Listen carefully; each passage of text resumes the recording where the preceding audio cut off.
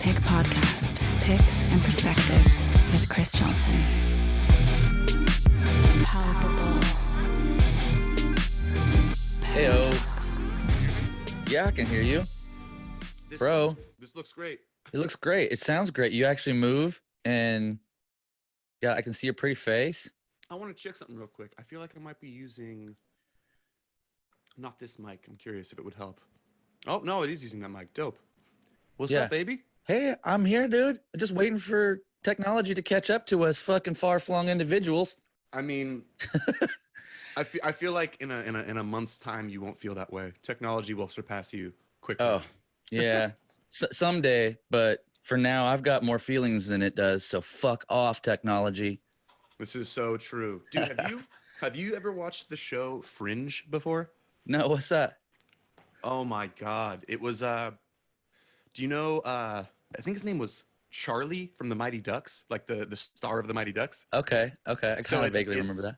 It's that character. I don't know it doesn't fucking matter what the actor's name is, but basically the premise is like this crazy mad scientist guy, his son, his name is Peter in the show. It's this Mighty Ducks kid. He's like dying of some like leukemia or some shit as a kid. And then the dad tears a hole in the universe to steal the carbon copy of his son on the other side of the parallel universe. Ooh. As his son dies. And then the whole entire show is like how that destroys the universe is just collapsing in on itself ever since that point. But there's this one character in that show that's called the Observer. And it's really fucking cool because they'll just point out like, you know, it'll show like a painting of like Lincoln's inaugural speech, or it'll show like the assassination of Kennedy, and like there's always just a picture of one of the observers in like these like mad historical events. But the premise is that like in the future we decided that emotions weren't necessary, so that was taken out of our genetic code, and this is what that thing turns into. And The Observer? The Observer, and they see time like simultaneously, and it's fucking nuts. They're like supposed to maintain timelines. It's just a nutty concept. That every time I see that story brought back into where like, oh, there's time travel or parallel universe travel, and then somebody disturbs something and it fucks everything up. I'm just like, yo, dude, there's no cheat codes. Like, you can't, like, I think that's what life is trying to say, you know, and we're over here going, no, it's got to be able to be, we can totally crack this. Yeah. You know, and that's why we keep telling the stories about, you know, the possibility of trying to crack the code.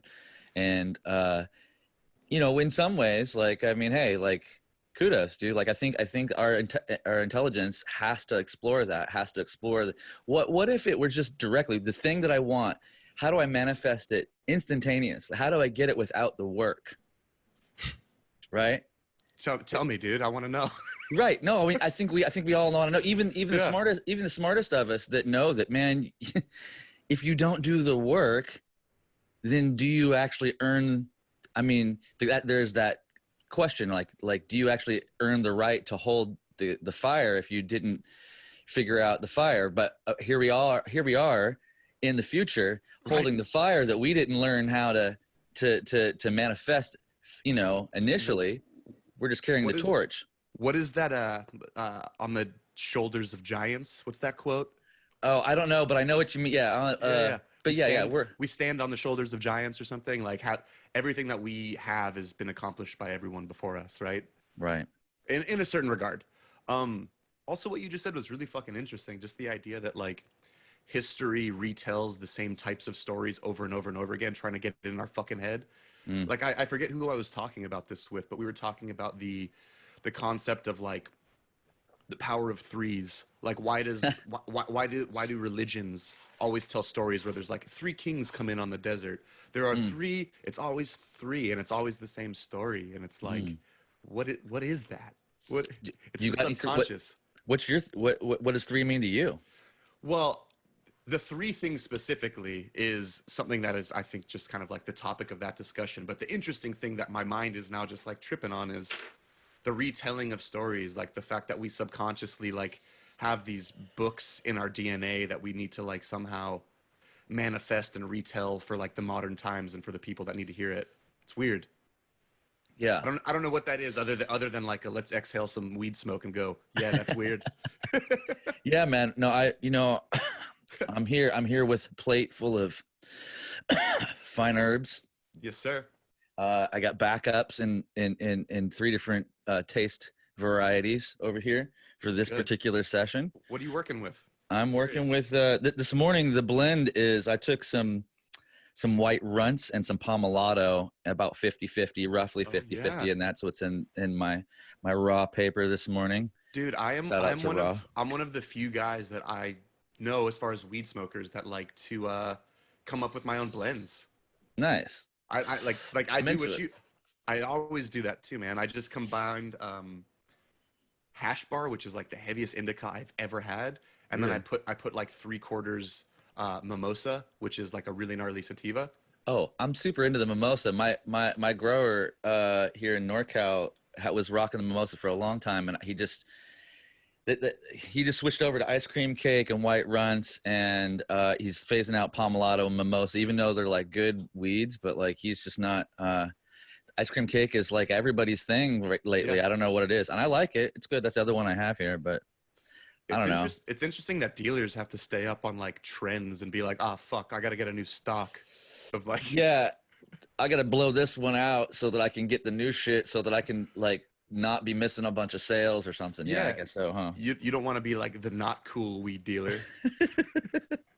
Yeah, but it's also like environment too. Like certain environments are definitely like, LA is like a weedtopia, so like you can't, from one little 4-block radius to another 4-block radius, what's hot over here is not necessarily hot over there, but it could they could catch fire and you could go Truly. around. But yeah, it's a strange thing there. But up here, it's Butte County is a little bit of they don't have like dispensaries really. There's a couple of small private things, but they've kind of made it to where you have to go out to another shop, like in another neighboring county, to like.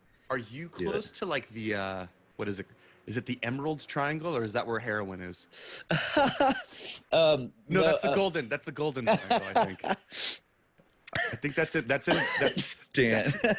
That's from fucking that's from Tropical Thunder. I'm sorry. That's comedy for everyone. Everyone was. Yeah. Emerald Triangle is up north and west, so it's like Arcata, Eureka, Humboldt County, right? Right. So that's, from me, they're probably probably 4 hours ish, drive. But I'm central north valley and a little east in Chico. It's drier, it's hotter here. But it's also, we got lots of trees. So I apologize because now I'll have to write like a must be 18 or older to listen to this episode. Oh. Oh shit. Yeah. Shit. No, I just put the explicit E on it and We're good, dude. Call it a day. But dude, yeah, it's been great. Like last couple weeks, we've been having these conversations and talking about a build for you for Kiesel. And I just find it so funny because in a lot of ways, like I have a handful of friends that are kind of like, and pardon the association, but it's like when Joe Rogan has fucking Duncan Trussell on, It's different. like it's on. Yeah. And like when Sugarman's on my podcast and we're hanging out, like I don't know, we don't there's like not it's just rolling and it's good. And I'm so stoked by like the naturalness of the exchange and the interest in what each other has to bring to the table. So far I've talked about TV and heroin. It's been good. Right. Yeah, it's all good. Yeah, it's been great. But like we were what was the last, I don't even, not to even try to like. Oh man, we got so deep that we were like, shit, that should have been a podcast. Yeah, fucked up. We fucked up. Nobody pressed record on this shit. What the fuck were we doing? Oh man, that was honestly, I can't even recall because every time we talk, I feel like it's just like picks up where we left off on whatever that conversation was.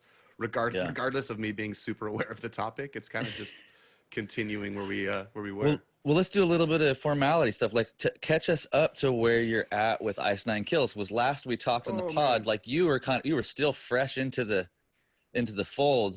It seemed like. Right. No, I remember I was about That's to like, ask, had I joined yet, but I remember taking a photo with the Ice Nine pick.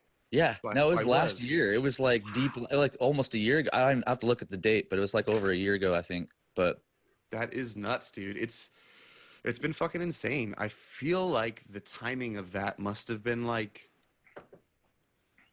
my first tour or second tour done. So at that point, I wasn't really aware of my role in the band. I wasn't necessarily sure of like what my responsibilities were going to be and how much of it was like, yo, we just kind of want you to be touring guy, or like maybe I'll be session guy, which is, you know, also when I'm in studio, I get the ability to like have record pressed when I'm playing guitar, but I'm the puppet and someone else is a puppeteer or the puppet master. So that's, you know, I was on board for either of those things. And then all of a sudden, I can't remember the timeline of things. That was either right before we recorded Your Numbers Up or right after. But basically, I was unsure of whether or not I was actually going to be offered the spot, and certainly not feeling like I was going to get the opportunity to write. And immediately, I'm going to go ahead and just say it was really close to right after that podcast. I was given the opportunity to write a song, Your Numbers Up, and do a Thriller Michael Jackson cover, in which that was the first opportunity where Spencer was like, dude, just fucking whip out your dick and helicopter that thing. Like, we need a huge solo in this, and just like pull on that Eddie Van Halen Bad thing and just like fucking go nuts. And I did. And there was a whole lot of like, can you like make this part a little more, you know, manageable for someone wants to like, there was a whole lot of like reeling back, but that was the first time that I was given that opportunity. And just a fucking side note, because it was so cool, we tracked that. I don't remember the name of the studio. It wasn't NRG Studios, but it's something as legendary. But it was where like Smashing Pumpkins recorded Melancholy and the Infinite Sadness. It's where, ironically, Millencolin also recorded, and that's just confusing to say. yeah. Melancholy and Millencolin. Whoa. Fucking, I think Aerosmith recorded there, like Smash Mouth. It was like, Oh, it well, was like a ridiculous fucking place to be, Smash dude. Mouth, Smash Mouth did it, dude. Just like you're done, dude. You've achieved like Can I apex Can I say awesomeness. something that is unbelievably weird to say as a fucking almost 30-year-old person? Of course you can. My roommate and bass player Joe, one of the most musical dudes like I've ever fucking met. I forget what it was. I think we were listening to music on the roof and Smash Mouth came on, and I was like, "What the fuck, dude?" And he was like, "You don't know that Smash Mouth is actually sick?" And I was like, "What? Hey, now you're an all-star? Like you're telling me they're sick?" And he was like, "Yeah, dude, they became a meme from like 2 songs." Like, and then he showed me some of their tracks, and it was like proggy fucking punk ska. I was like, "Wait, what?" Band is Proggy actually, punk ska. I was like, wait, the band is like musical and does shit that's like kind of Well, interesting. I imagine them not to be as one dimensional as those couple of tunes, but I honestly haven't given them a chance. I And haven't either, dude. I mean, but you said you witnessed some of that Yeah. depth of character. I mean, I would never be like, yo, hey Siri, play Smash Mouth. Like, that's not gonna fucking happen. But like, I for sure like, you know, I was rubbernecking a bit and like, you know, Yeah. like what the fuck was that? Was that like a modulation? Did they just do Mm. 7/8? Like, what the hell? It was a little bit of like a shock to me to imagine thick neck goatee man doing anything worth a shit. Sorry, that's the vocalist. I don't know his name. I just know what he looks Oh like. no, that's John, that. Yeah, yeah. I can see him in my head, my mind's eye now, as you say that. yeah. God damn it. So what so you guys are into an album now, right? Right. And Smash Mouth. Let's revert back to this. Hey, Oh, right. Because we're at the studio. Yes. yes. So that was like my first opportunity to do recording with them, and I was like, all right, this is fucking nuts. And previously, like before we got back to do that recording, Spencer had kind of come to me and was like, look, dude, we're doing a lot of like radio performances coming up because there's like radio success behind the band now, which makes no fucking sense. And what's being tasked of us is to like rearrange a bunch of our songs for acoustics so that we could go in at 8 a.m. to play acoustic songs for whether it be and this is not even a joke, whether it be like, you know, 50 people who won some contest to show up, or like 3 old dudes in suits making bagels in the office just to go to the thing. Like we're actually Oh, there as just like entertainment, and it's really fucking slutty. I feel like a prostitute. It's oh, buddy. it's legit. Like, oh yeah, no, you go to the radio stations to like to play nice with them so that they want to play you whenever like you want to be on their mind. Right, And right. I'm like, yo, like Trevor doesn't give a fuck about us. He's eating a bagel. Like, come on. That's It's an interesting side of things that I hadn't even thought about as much, you know, especially anybody weird. that's seeking radio exposure or you know a collaboration with the system that's in place. You know, like you're definitely there's a lot of kind of going and seeing like can we impress them? Do we even want to impress? I think we want to impress them Yeah. because like we want their exposure, but then there's this thing like you kind of say, oh, I feel slutty.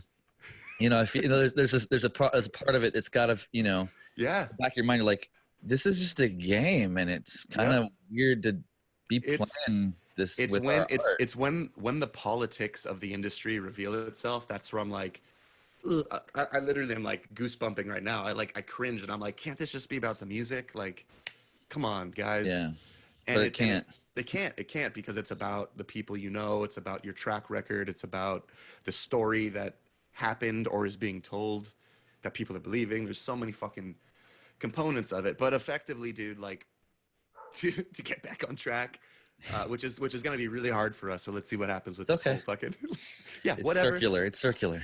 I don't give a shit. So we're like, he's like, yeah, we need to do a bunch of these fucking arrangements of making these metal songs, acoustics. So we start plugging away at that, and I think that was like my proving ground to be like, all right, he could take exactly what it is Ice Nine Kills consciousness, and he could stick inside of that and make it different. So I think that was like the, all right, let's give this guy a shot. And then I got your numbers up, which me and Spencer kind of wrote together, and then Joe kind of came in and did a little bit of arrangement, orchestral stuff after the fact.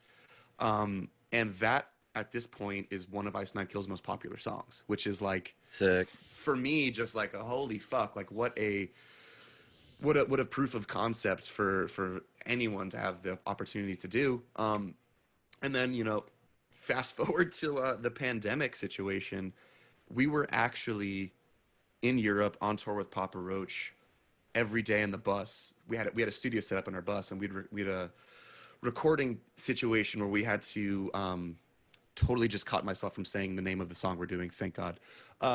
We're doing a very very particular song for the new record, and the premise of it was to release it as a single for the Five Finger Death Punch tour that we were gonna have. Oh, I don't even remember the dates anymore. But today we just canceled the reschedule tour. oh. So you guys were gonna be on tour with Five Finger, and so that means that you and Andy James would be sharing the Yep. stage. And Yep. And Andy too Andy cool. fucking he texted me, was like, yo, dude, I'm not supposed to say this, but you don't know that I'm in Five Finger and you don't know that tour was canceled, but it fucking sucks. Oh fuck, Yeah. dude. See, he's one of the other guys that like yourself that like I don't know. We just got a thing. He's so So- fucking love that guy, dude. Favorite people. Yeah. It just so happens. It's like it just so happens that you guys are like great people and ridiculous guitar players, the both of you. So it's an honor. I love it when it comes together for me, because like there are plenty of great technicians and people, and I end up labeling them more technicians when I don't like their attitude. They That's- might actually be really good. This is me trying to be objective about my stony objective self, but That's very smart. biased self, Yeah, right? smart. So I'm very biased towards people that are nice to me, that understand me, that confirm me. I'm really like, you know, and the people that don't confirm me, they're kind of a technician, you know, kind of like, even though they actually might be one of the greatest expressive souls on the planet when it comes to this instrument. But if they don't jive with you, then no, dude, it's like, fuck off, man. Like, Yeah. no, there's and that's a thing that I'm currently like wrestling with, like in social media and looking at my life and looking at like the response of like when I post something that I think is like important, or, you know, there's just inherently some fucked up things about just posting your opinions to the world all the time anyway. Okay. So like, I'm already feeling trapped in that weird thing oh yeah. but then I'm like, okay, it's like we started to discuss the other day. So you know, when one begins the process of waking up, you start to see like underneath the fundamental, you start to say, oh, there's a substrate to all the illusionary things that are happening, but there's got to be something that this operates on, the operating system, the underlying thing. And you see how not much of anything that you're actually going through in life is really real. It's just this kind of energetic exchange, and it's a playful thing. You know, things are coming and going and coming and going. And then once you kind of realize, you kind of see through the veil of Maya, so to speak, like you're like, oh, it's all a game. Shit, I still have to play it though. Yeah, dude. You know? And so Oh my like, God. and so I'm okay, well, I've said yes. I mean, I could check out, I could drop off of social media. I could be like, no more podcasts, no more Kiesel for me. I'm out in the woods, MFers. But like, is the escape part of that? Like, I mean, you know, I don't know, is part of that escape, or do I do better by continuing in the medium that I've created, or that I've, you know, that I'm fostering? And, you know, so like, I think in a lot of ways, you know, staying in the trenches, so to speak, and at least offering something, and then being humble enough to admit when you're wrong. I think that might be or, you know, even though I don't even know if I could, I mean, I do admit when I'm wrong, when I'm obviously wrong, but there's so many things are opinion based that it's like hard. It's really that's where it goes. Well, you're wrong. And I'm like, my opinion is both sides, you know, both sides. So dude, I'm tripping out because this has been the topic of me and my girlfriend's conversation for the past 3 days. Is like the whole, like, I have balance problems. I'm either, die hard, and the last iteration of me that plays with like components that I'm playing with now is like die hard vegan to the point where it was unhealthy, meditating for insane amounts of hours to the point where it was arguably unhealthy, reading insane amounts of just like spiritual help books to the point where it was like contradicting, diving into like crystals and like energy work and all this shit to the point where it like was confusing. So like there's all this shit that like I felt like, and in that world, I'm obsessing on like, you know, masonry, the Illuminati, and all these like dark energies versus like these light energies that I'm feeling, and simultaneously being like, all right, well, if I acknowledge that this is the way the world is, I can't exist on the plane of the rat race because like I acknowledge this over here. And that acknowledgement makes me want to, like you said, run into the fucking woods. I legitimately looked at, I believe it was called, fuck, I can't remember it. Something Bay, like Gayupos Bay or something. It was in Paraguay. It was, it's a commune that was designed to like get off the grid. And it was like people doing exactly that. And I was looking into the cost of it. I was looking into plans and all this shit, right? And I remember it specifically. I was in Venice Beach, and worst place if you ever want to talk about spirituality. Like no one there is truly spiritual. And me and my girlfriend go to like this fucking tea house or something, and this guy starts like feeling Sarah's energy and wants to do like a healing on her. And I'm sitting there, and for the first time ever, I'm seeing it for what it is.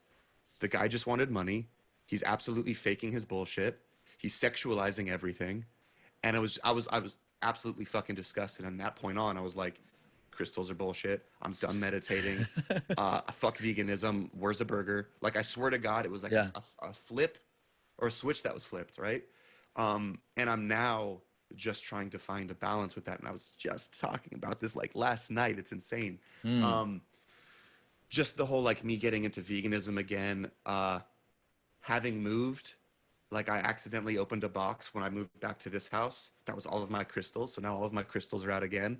Like, that's kind of like a, why is that happening? Right. All of a sudden, I I'm love like, crystals. I think that's a win for crystaldom. oh dude, I have such ridiculous fucking stories about shit that happened to me when I was playing with crystals that like, I legitimately like blacked this stuff out to ignore it so that I could exist on the rat race plane. Do you know what I'm saying? Like, I have a problem with balance. I'm either crunchy granola shithead hippie guy, or like show me the money. Like show me the paperwork. You know? Sure. I feel very similar. I think that's part of our our attraction and our mutual understanding is that like I definitely feel very similar, and we both have our own physical practices that we've talked about, our yoga and Shin Yi. Yes. Yeah, that you know, are a parts of how we try to reclaim our sanity and come back to some sense of middle path, right? Because you know, it's and I think that the extremism in us, in both of us, that we're starting to see, we're starting in kind of what we've been alluding to a little bit, is that we do see that I can see them now more than ever as a part of the escapism from the calm actuality of this particular moment right here, right now, it's fine. Like, just take another breath. Everything is perfect right now. It always Right? is. Yeah. But there's so much going on conditioning wise, especially when we're in relationship to others. So then our things overlay, and then sorting out whose is whose and what is reactionary and what is actual Yeah. response. Oh man. You know, that's and then you pull away the physical, you know, communication and the body language, and you put us into internet chat rooms, and let's just really, like, we make it really easy to not understand each other Yeah. at all. Yeah. You know? Dude, the amount of times that I've gotten a text from someone who's like a dear friend of mine, and I'm like, the fuck you, dude, what are you talking about? And then he like says something later, I'm like, oh, he didn't mean that at all, like that's not what he meant. Right. I'm just defensive because what is that about, you know? Yeah, dude, there's something so weird about just like aligning with like a middle path, and that word that you use, middle path, is making me like, at least I now have a fucking word to label what I'm aiming for. Like that's a very big part for me. Because balance is what I've called it my whole life. Never been able to find it. Call it something else, idiot. Dude, you know, well, what are the Buddhists, they a lot of times they say it's like, they have a whole like series of, you know, right action, right thought, blah, blah, blah. And when I first encountered that, I was like, okay, Buddhism, you're okay, Buddhism, you got me. Like, what is the right way? Since you're so smart, Mr. Buddha, sir. Mhm. And I was like, and the more I've read about that, the more it's like trying to understand it in the way that I understand like teaching for yoga now, right? Like and which maybe this is esoteric for some, but you could say it for teaching guitar lessons too, teaching with what is present, right? Like, so if it's the difference between applying a ready-made like good guy filter to life versus actually staying awake and seeing who's in front of you, listening to what the energy that they're trying to communicate to you, and then Yes. Appropriately responding, right? So if we're always, you know, like a lot of like extreme left and extreme right, let's say, ideologies and identity politics, they have like, they put together like every year, every season, they put together a new set of bullet points and just apply it, like they try to put the overlay over their life, their existence, kind of update it into this thing. And it's not a one size fits all. It's just not, right? So the right action is like what's right for that particular moment. So there are moments where murder could be justified as right action. Sure. You know, I know that's extreme. I know that's tough. Dude, but in Judaism, which is really fucking interesting, murder is weirdly forgivable under the right circumstance, and I've actually never seen that like listed in a fucking religion. yeah. And let me be clear though. Me saying that is not any type of justification for anybody's stupidity out there right now. And I am like a 99.9% pacifist, you know, Yeah. like I really like, I just think that there are certain moments that call for swift action. And I think it can be done without heat, without like what needs to be done. I'm not saying that I would be able to do it without heat. Right. I'm saying that from what I can tell, what I can see as a projection into the future as one that is evolving and seems to be interested in further evolution of his own abilities to like be calm and centered in an emergency, or even just somebody asking you, you know, tough questions. Right. Like, right. you know, just one, Uncomfortable. yeah, no, it's being in comfort, being in uncomfortability, you know, and still remaining calm and centered. Like that's kind of like almost the goal, because life is so tumultuous all the time.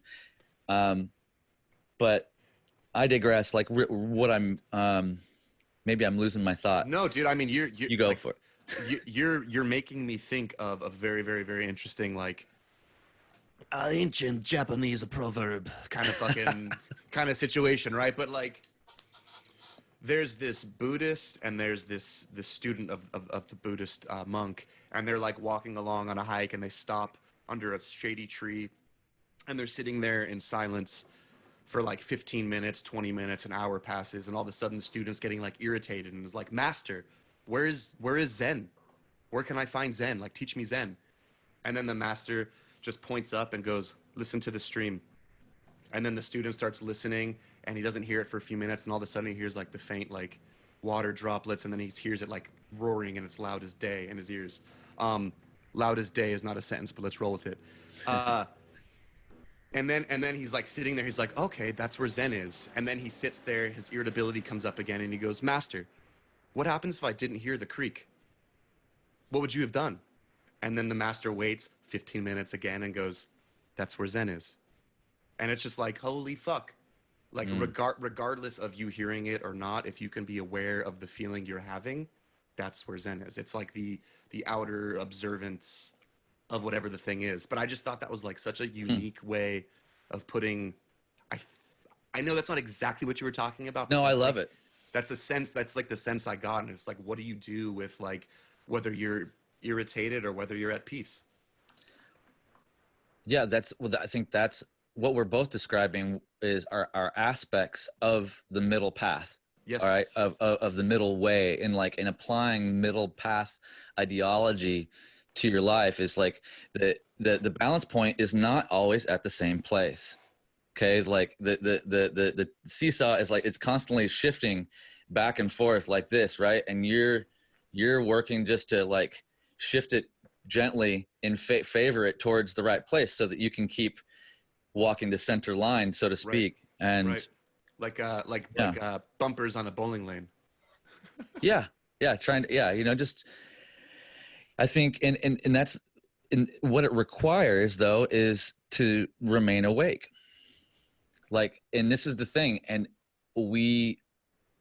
it's what I teach in yoga all the time, like in the foundational classes, is that it's just really, a lot of it has to do with just like waking the body up, waking the mind, directing, taking all that focus, all that, the mental energy that gets robbed from you by all the social media and all the 10,000 things of your day, right? And redirecting it back into the room, into this now, into this moment, into this body, with this heartbeat, with this breath, standing, putting your feet on the floor and feeling the feet as they press down into the floor and out into the edges, and just noticing this quality and seeing how the effect, and we become little scientists. Like, we do these little experiments in the body. Okay, can you wake your feet up? Right. Can you feel into your feet? Do you know where your feet are at when you're not looking at them? I know it sounds simple, but the average person that doesn't think about this or doesn't have a physical practice oftentimes has bad proprioception.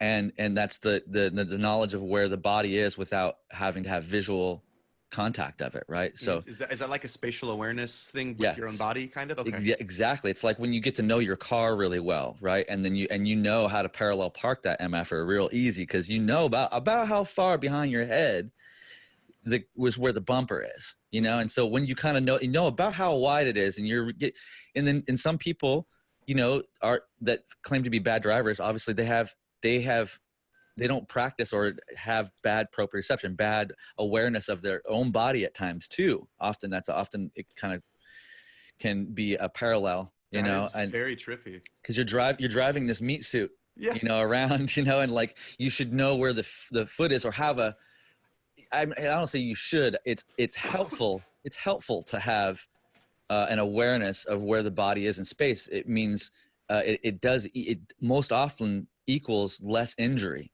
right? Yeah. Yeah. In basic life, knowing how the body functions and having a mental imprint, so to speak, an energy, imprint in your mind about how each joint feels, what each muscle has to offer. If the left side is a little bit more suspect than the right side, in the hip, the leg, the ankle, the shoulder, the things, am I compensating Right. for something? Right. And these gentle, subtle awarenesses that come over time of long practice, you get bursts of it, Right. in the beginning of practice, but as you get over long time, the body becomes more and more awake, and the Right. body and the mind are inseparable. All right, like as you awaken this with this, it's a simultaneous happening. You're bringing that awareness in, and you're focusing it somewhere, and you're taking mental, energetic imprint notes. Right. Right. And so then just in that reoccurrence, that consistency of coming back to some sort of practice around that, we remain more awake, remain awake longer, let's say, I guess, in longer periods. But in that process, you become really, really aware how much you shut down, how often the body is still sleeping in certain areas, or how you're not aware of certain things. Like the gut area is a really tough one for a lot of people, including myself, because it holds a lot of emotion and the digestive qualities of a body, right? Like, so like that, this is how we transform the world, physically. So would it be fair to say that high achieving athletes or artists have a high level of IQ for that? Yeah, so on some level, and I think some people are really. It's interesting because I have certain students, I have a wide array of newcomers all the time, and there's always one or two. You're like, whoa, that was your first time you did that? Like yeah, well, I played sports, or I like, some people are naturally more physical and just have like an intuition towards that. And I think that it's why some people come into this world just more awake, period. Yeah. Some people don't need, any drugs or any like weed or anything to just like be super awake and just have like a thing. Right. And some of us come with a lot more baggage to like deal with, And it's and in you saying that, like, I have this very specific guy in my mind, because my mind just was like, some people come into this world very awake physically and asleep mentally, and other people are the reverse, and some people have both. And I'm thinking about this one guy he was like a 65-year-old dude, studied Xingyi with me at my uncle's house, and I was there for like 7+ years. And this guy Steve had been learning Xingyi from my uncle for like 20+ years, right? And within like the first month of me doing Xingyi, I like surpassed him in weird ways, right? And then it's just like I started to just like see this disconnect in his entire fucking body. Like he doesn't know where his hands are, he doesn't know where his feet are, he doesn't know what's going on with his breathing, his belly, all this shit, right? And then there's this insane fact that he is one of the creators of the idea of EQ, emotional intelligence. You know what I mean? So he's one of the first people to write about that concept, and about taming your anger, and about the psychology of the brain, and how raising kids does certain. And it's just like, how could you be that awake mentally, and then physically you are just like crumbling in a ball? It's just so interesting to me. Dude, that's the beauty of this predicament. Yeah. This predicament, it's like, I forget, it's Duncan. I think Duncan Trussell, he says, it's embarrassing.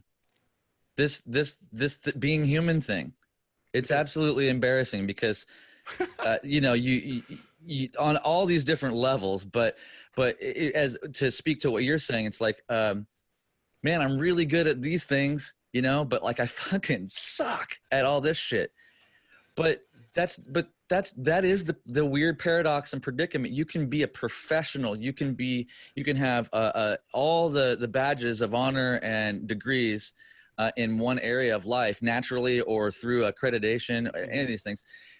and be just a slob in every other part of your life, you know? It's so weird. And there's every combination of that. Like there's every version of that. And I think that there's a strange, like kind of like beauty in the vast array of Truly. human manifestation, human expression. Like this earth has been peopling and humaning for quite a while, and it just keeps producing interesting flavors, you know. And it's like every mutation, you know. And now the modern mutations look, you know, they take into account a really heavy dose of the mental, you know, foresight, because we have so much documentation, so much like video, and so much people write, and it's more prolific in a way these days.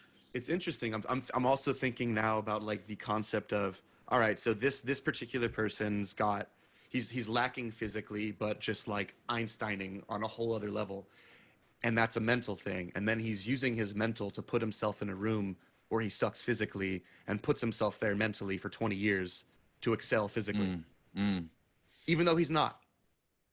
And then I'm sitting there going like, what would the physical ace be doing? What would his compensation be? If he's like, yeah, I should be going to school, but instead I'm going to slam these steroids in my ass. Like, what is the physical, what's the physical form of that? I'm curious. It's interesting because I had a teacher to you know, remind me a few times that it's not the student in the room that's in the most complex postures or you know, arrangements or flows that is necessarily the most advanced. Very true. Okay, it's not necessarily that person that's doing those things. She was very clear. She's like, it's the one with the most beautiful thoughts that is the most advanced. Like if their practice is yielding beautiful thoughts, and which then yields them to be producing and manifesting beautiful things in life, and beauty in life, then the practice is working. It's doing the thing it's supposed to do, because it's easing suffering and it's producing beauty. Now, the physicality of it, while it's all interlinked, and while you can draw all these lines, you know, again, it ends up being like in yoga or martial arts and stuff. I look, and martial arts is obviously a different thing, because you are like thrashing each other. No, and that's different. It's slightly different. there's different aspects. Xingyi is an internal martial art, so it's focused on the internal first, but it also is deadly if you wanted it to be. But like that's not my focus at all.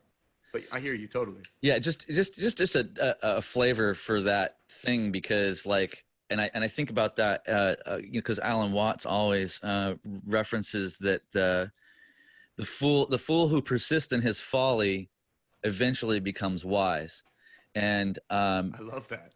Yeah, like, and he kind of he's saying, like, you know, both in the microcosm, like the fool that just, like, you know, is just rolling down the road and just like open to the suggestion that he's a fool, you know, like, then is just like happy about can eventually kind of happen upon through this lifetime or many lifetimes in enlightenment, because they're owning the state that they're in. Is there like an innocence that comes packaged with the word fool? I feel like that's. I think so. That would seem innocence. Yeah, there's a which allows you to just like purely just be willing to whatever happens to you. You're just kind of there. You're like, yeah, here it is. That's interesting.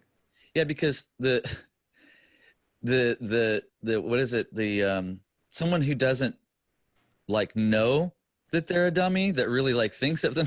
This is the thing that we get into, like, and we've all been there, maybe twice this morning, like thinking that we had it figured out, and we're like, yo, like, I'm not dummy, like I can add 2 + 2, it's 5, right? All day long, right? Oh shit, you know, like, and but it's in our humility that we are able to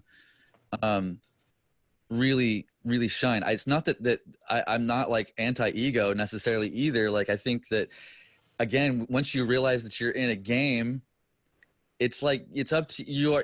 I mean, play it, man. Like, do the best you can. So real, dude. Ready Player One, like, get going. Like, what else? I mean, you could opt out. You can press the eject button, in a thousand different ways, but like Dude. I think that'll happen of its own accord without you having to like hurry it along. So like step into something fun for next 5 minutes before the meat suit expires. Let's Yeah, do it. dude. It's honestly, man, I fucking am so just amazed at life. This conversation we're having right now is exactly the fucking conversation I've been having for days. Why does this keep Yeah. happening? Holy shit. Um I can't even, man. Clearly there's some fucking thing that I'm supposed to be hearing and learning from this. But like that that's like what I feel like I'm going through right now, is like learning how to move forward um innocently and freely and without like suffocating things, and like being willing to see where things go, versus like the other form of me, like my Dan from As Blood Runs Black. That person fucking died. Like that guy just went out in a flaming fucking explosion. And I spent like years not being, you know what I mean? Like I was kind of just like, all right, like I'm going through the motions. I don't know what the fuck this is. And I'm now going through this resurgence of opportunity with, to me, what feels like the option to integrate things properly and like move forward aware and awake, like we're saying, and not move forward as a technician, you know, and like I certainly was, and to be there like a fool on the road trying to find his fucking way, and like on that path, I feel like that's where like coolness is fucking happening. That's where like all of a sudden like, why are we having this talk? And like when people find out what this is really about, that is even cooler. And there's just so much shit that just, it's just so many layers that just is like, I don't know, man. The willingness to not suffocate things, I think, is, and that's a really dark, dramatic word, obviously, but like that's what I feel like my energy was for so fucking long, and I feel like that's slowly what I'm shaking myself from, and kind of just like allowing things to be, and just being there when it happens, and like because I'm present, I take right action.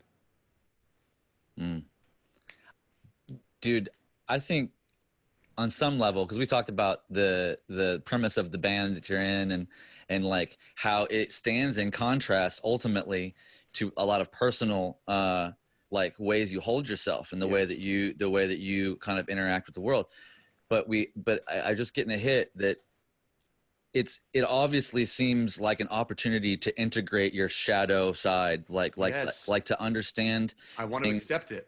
Yeah, and we had the conversation the other day. Part of the thing was like getting in touch with the polarity meditations and consciousness, right? Yes, And yes, and yes. understanding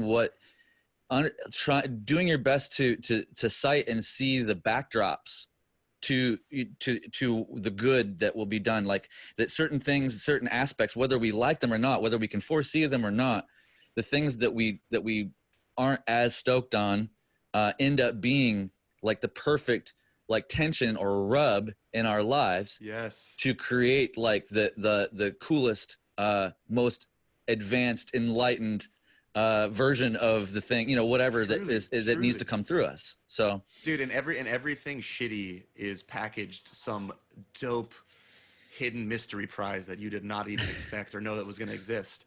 And like it's weird as fuck, dude. Like I feel like the universe creates these situations where they just are, and then the human brain comes in and is like, good, bad. And then you move forward accordingly, and you could just be like, that's a human layer added on, and those are words and labels that are really just fucking signposts that point at this whole fucking other thing. So when I say good, bad, like what images flash through my head, I like relive like bad and good experiences from like birth till now.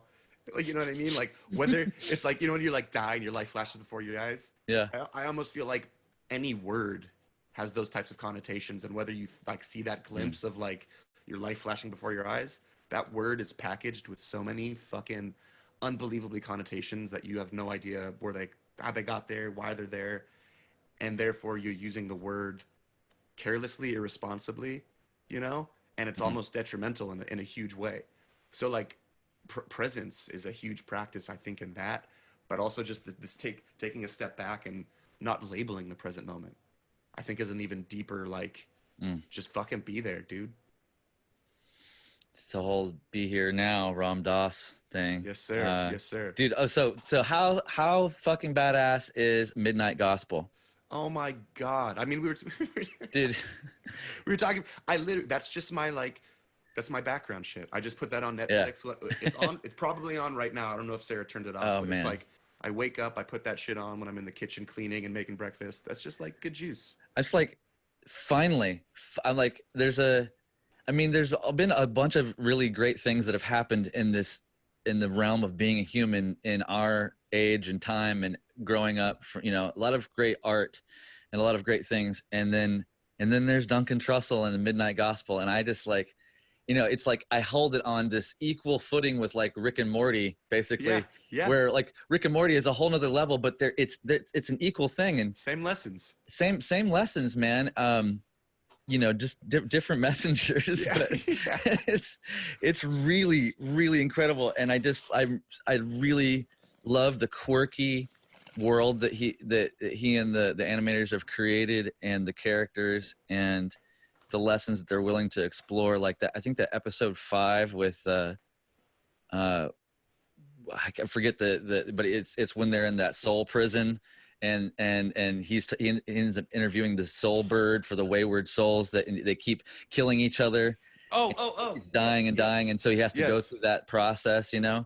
I forget the name of the actual guest on that one, but dude, like all of them, but that one in particular, just because of the dying element. Like I love seeing multiple different like ways of going about seeing like it being just sensation is one of the things, because dying is the most prevalent thing, and I keep having people around me die, and in the news it's about another person shot dead, and then another person shot dead, and another person dying, and another person COVID, and it's dead dying, and it's like, okay, well, it's time, man. I mean, it's like it's always been time, but of course it's still time to figure out your relationship to death.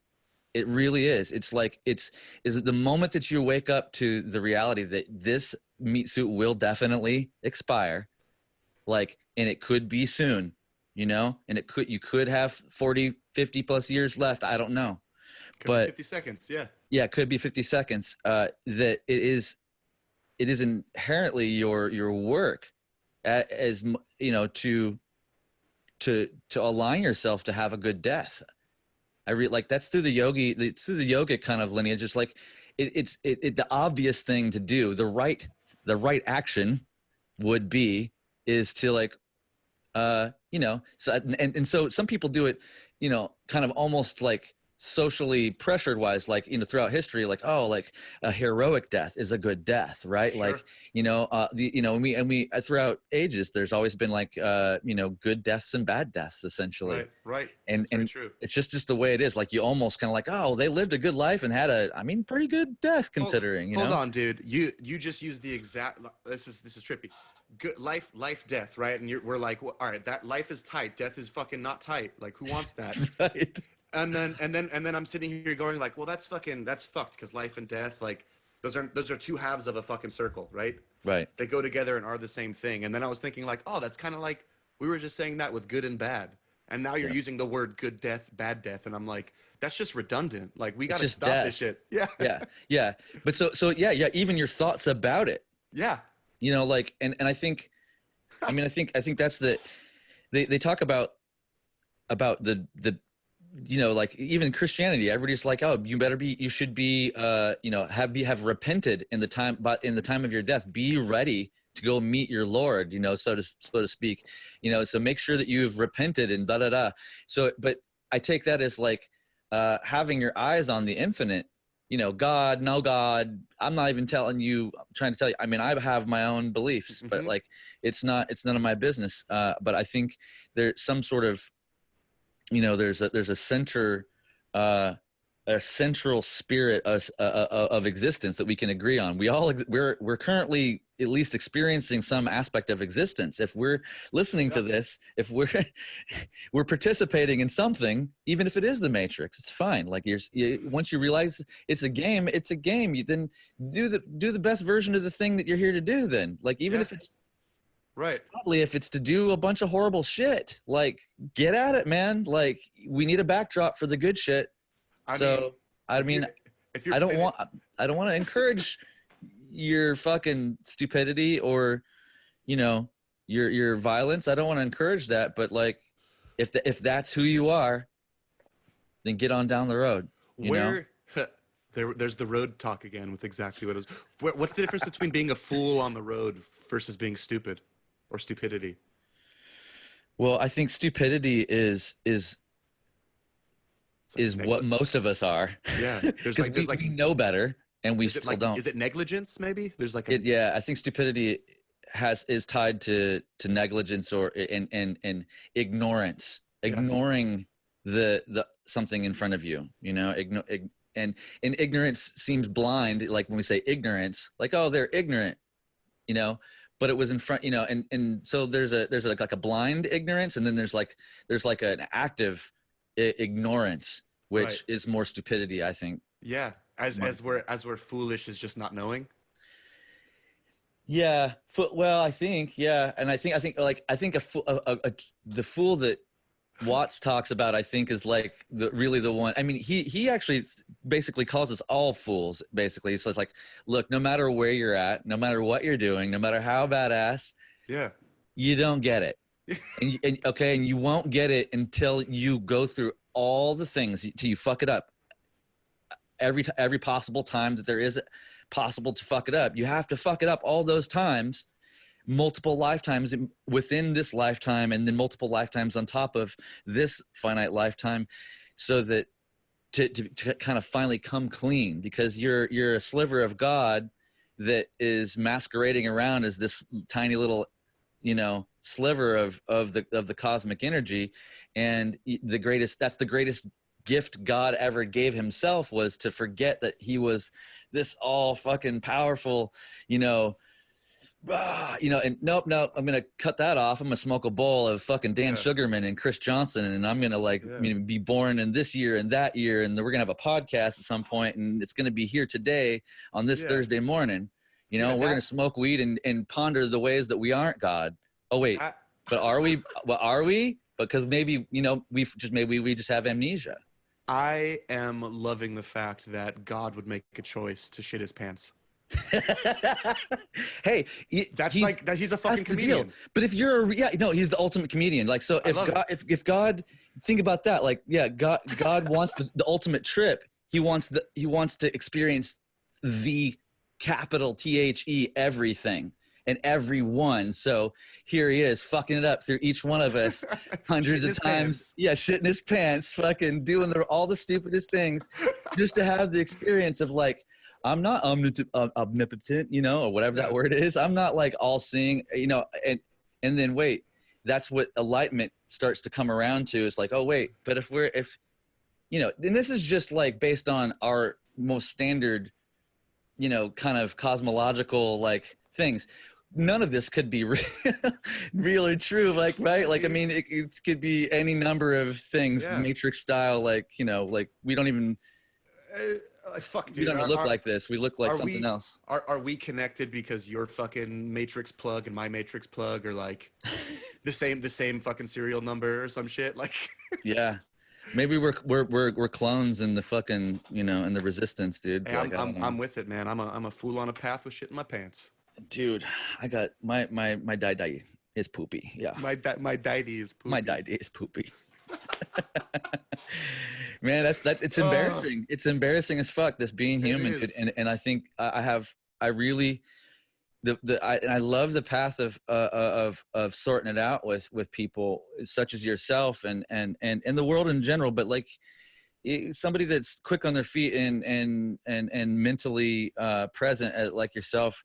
It's fun to share the vast, you know, like paradox and like and weird, like, yo, this is true, but also What? that true, and that's all fucked up. So like then there's in the middle, divine comedy. I don't know. Like all I can do is laugh and continue to meditate and be a decent whatever it is I'm supposed to be, and Dude, how the fuck did we spontaneously come up with a middle path podcast? I know we did. Really, it is. It's the thing, right? Like it's you have to recognize that, dude. Most of the conspiracy theories, yes, they are true. I know. But you also have to function as a regular adult. Okay, shut your fucking mouth and that's my. I just want to fucking live. I want to live in a tent in the fucking redwoods and never hear another human again, dude. Or I'm gonna own a business where I connect everyone together, and it's just like, make up your fucking mind, man. Well, maybe there's a middle path to that, Dan. Oh God, what the fuck is maybe that? you can live on the edge of the redwoods and have good Wi-Fi. I'll just get Netflix. I'll be good. Dude, we're literally in the place right now. Like you see all these big podcasters and other people talking about how they're not gonna they're not living they're leaving LA and New York and a lot of people and stuff. No. And so they're going elsewhere, and they're like, oh, we're gonna prove to everybody that like you don't have to be in LA, you don't have to be in New York. I love that. And I think that's obviously been a reoccurring theme for a long time for a lot of us, and that have for the last 10 years at least, that everybody's been trying to find the spot, whether or not you end up in LA or not. Like it's right. it's still a viable place to be for the business. But you'll find a balance. I think you'll find, maybe it's just out, and maybe it's in Topanga Canyon. Dude, get your next million, and like you're just like, yo, dude, baby, we're gonna go sort out that 3-bedroom, on the edge of the canyon. So or something. I heard this thing like a long time ago at a point where I was like, had I not heard this, I would have just been a piece of shit. But it was effectively like being mature and a smart like young adult is knowing that you need to sleep on a park bench for a long, long, long time before you can put your ass down on like a lazy boy for a nap. So yeah. It's really the premise of like being willing to eat shit until you get caviar. And like that to me, like I chose to live in this house because it's like slightly uncomfortable. I'm not in like the best fucking area, but I have everything I need here to do what I need, but it's not going to make me become content and lazy. Right. So like I built myself park benches constantly so that I have to move. Right. What's your lazy boy? What's my lazy boy? Yeah. What would be my lazy boy? Or what's your I imagine this is not your lazy boy. I imagine you're still park benching it. Well, it's funny as you say. You have a sick situation though. Yeah, as you say that, I'm like, fuck, am I on a lazy boy right now? Because like, I mean, most of my life has been, and it's funny. 'Cause my friend Moon, she visited me at my place in Santa Rosa, and she's like, it's cool. It's not very cozy though. I imagine it to be more. Why isn't it more cozy? And I was like, you need to get better towels, like some more pillows. And I'm like, you're not wrong about that. Why is and I thought about it because, and my only valid response was like, I'm not trying to. You're park benching. Too cozy. Yeah, park benching. It's like it's a little bit utilitarian. Yeah. I just get it done because I got I want to be out at the coast. I want to be in the redwoods. I want to, I'm going to be out at work. I don't want to be stuck inside, which, inherently, like, interestingly enough, that's just kind of like where life has gone to be. And then I went to LA and, ended up working from home and staying a lot more inside. COVID happened. Now we've been inside. Now up here in my hometown area, Chico, same exact. I'm like $150 more a month here for a 3-bedroom, 2-bath, 2-car garage, place for my bikes. You got room for Kimsey and shit? Is there like a yard? Yeah, it's a fenced backyard. I guess there's a yoga deck in the back, dude. Like a covered yoga deck in the back, and I got landscaping here. Like I don't even have to do the lawn if I don't want to, but I still like mess around with it. But I have a garage I can like do the beeper thing in my little Subaru, and I pull up, and the thing comes up, and I pull in, and I press the button, and it goes down behind me, dude. I don't know what to tell you. Dude, is this you? Cup holder, kicking the feet back? I don't have currently. I don't have an actual lazy boy, but this is my lazy boy in a way, because I definitely have. I spent a lot of years hustling really hard, man. I mean, the early Ampeg years and into EMG and Dunlop being kind of an apex for being like, you know, feeling like I was running the team there, you know, and it's like, oh shit, well, you know, I was responsible for a lot there, and it was a really great time. All the jobs were great and they all serve purposes, but you know, working for Kiesel it's very direct, and I'm like, you know, kind of half time with them, but full time like mentality, but like you know, half time responsibilities, because I'm kind of expensive, so I mean I won't lie, but dude, you're a fancy bitch. Yeah, but yeah, that's what I think. That's what we're saying is like, yeah, I have worked really hard, and now I'm here, and I'm still working really hard, but I get to do it from a place that is it's hard for me to accept a little bit at times too, because I'm like, oh, I got all this space. It's me and the dog. I got a guest bedroom. My homies can stop by and stay the night, dude. Like, so fucking cool. Like like we talked about. Like, dude, you're coming up, man. I'm on board. Mountain bikes. This conversation, you know, this is making me want to pivot, because this is a conversation that I've had with friends, and it's always such a fucking deep one. How do you value yourself? How do you? It's such a fucking. That's a tough egg, dude. Yeah. And like expressing that versus just like living it until it's acknowledged, versus just put your head down until hopefully, you know, there's so many ways to go about it. And I feel like the music industry particularly is like, yo, you provide this special thing that I need. What does it cost? And everyone's in this world's got the opportunity to name their fucking price. Right. And how do you do that in a way that it's conducive and aligned to like your greater good? And I don't know, man, it's such a weird combo to have. Sorry for putting you there. No, it's okay. Professionally, I will say, you know, I just continued to keep tabs on myself as I grew, and you know, things didn't work. I definitely tried to make note that, you know, don't do that. I know that sounds simple, but it's like, again, this is a part of reading the room.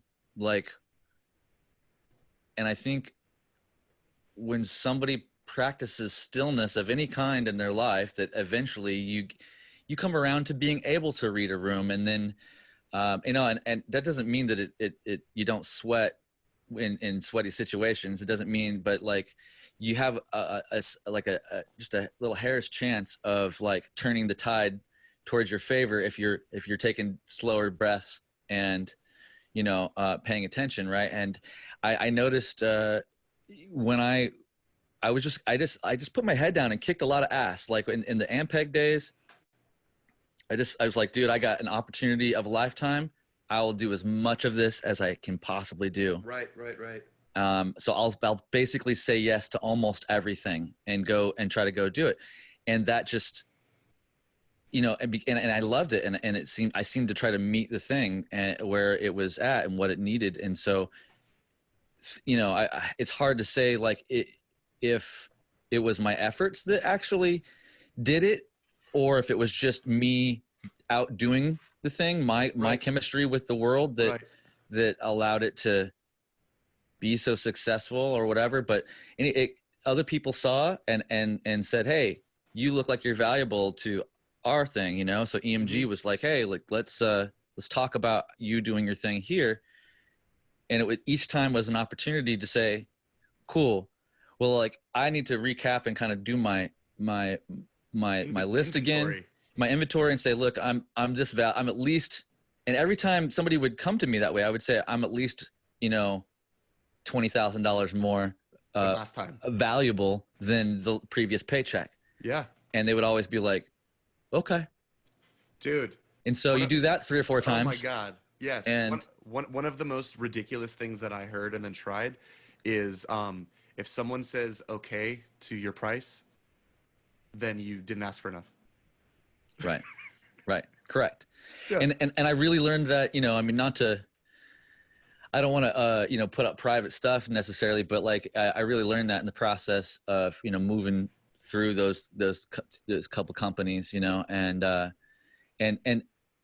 was a tinge a couple times of feeling like, am I being too self-important here? Am I, am I actually worth what I'm saying? I feel like, dealing with a bit of imposter syndrome.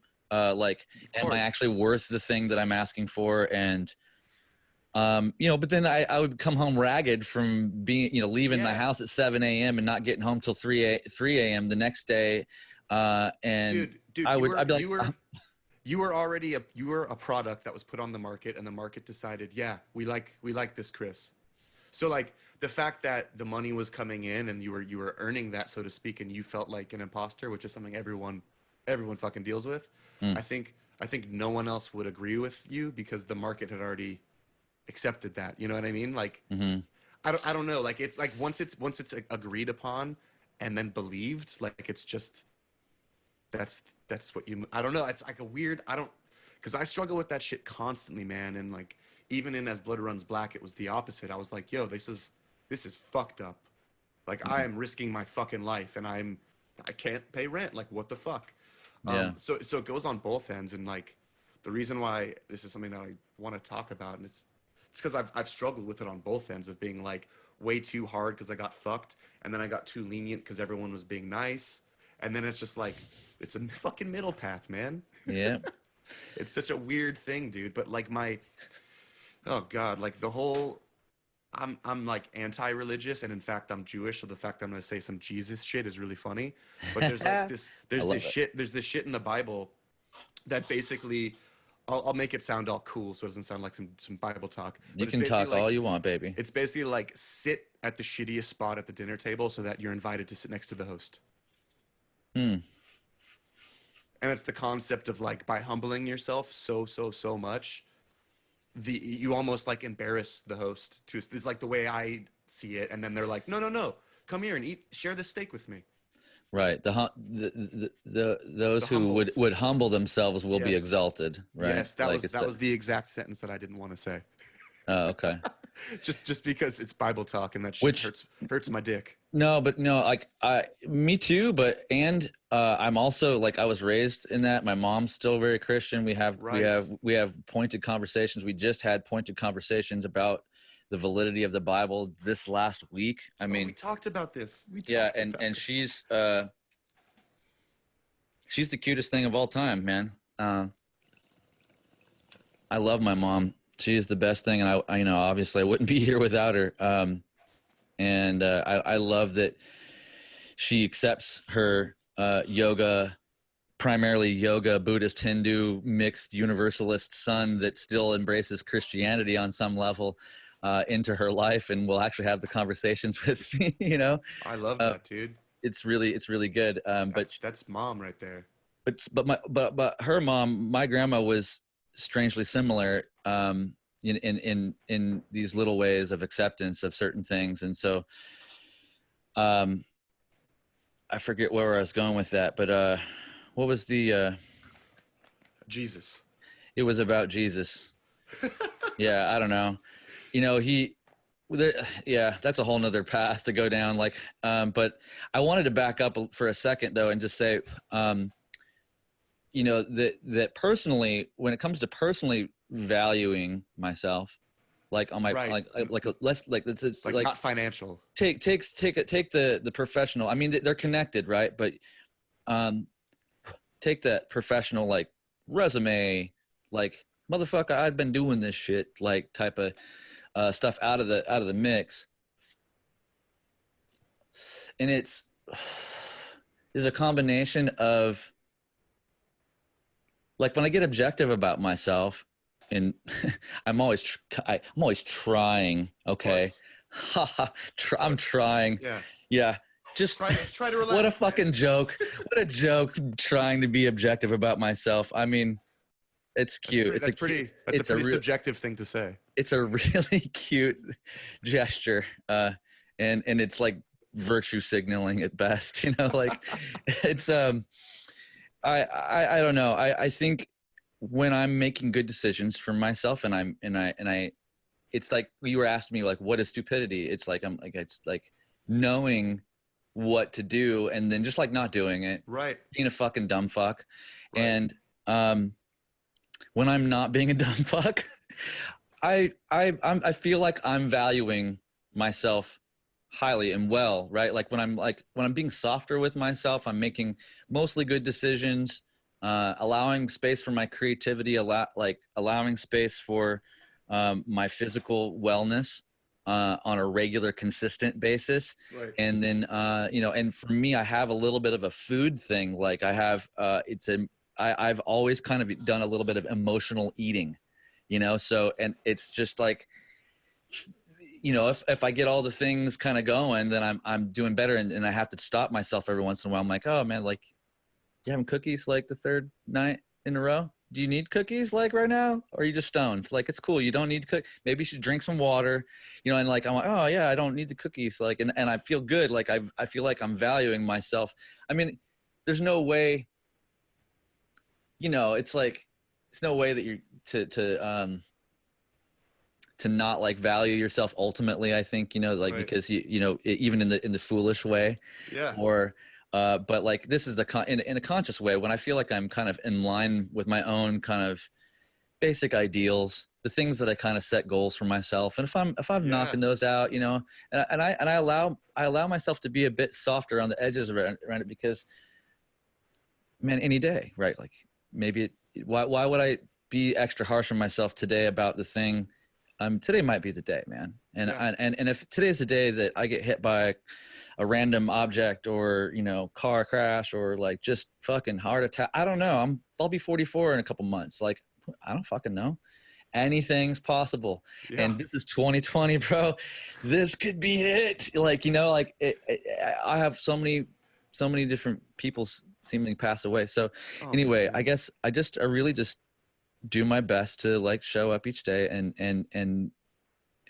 include silence and allow that to be a part of the backdrop to my action, to in the day, my moving forward out of the silence and the stillness Mhm. into motion, and then back into this rest digest mode. And when I'm engaging that a lot, then like, man, I feel good. I feel in line. I feel in yogic union with my life. And it's hard, that's like where the mental aspect kind of finally comes into play. I think you kind of almost finally mentally feel okay about it. It's like the whole time you're in union with your life, you're living it, it is what it is. You can't be out of it, but to get the thoughts to kind of come around and be like, buddy, you're all right. Yeah. You're doing okay. Fuck, man. This is why I love the fuck out of you. I, for a moment, was like, oh, let's talk about professional shit. We'll talk about business. And immediately we're like, nah. And you changed the concept of value to something so much more fucking deep and worth talking about.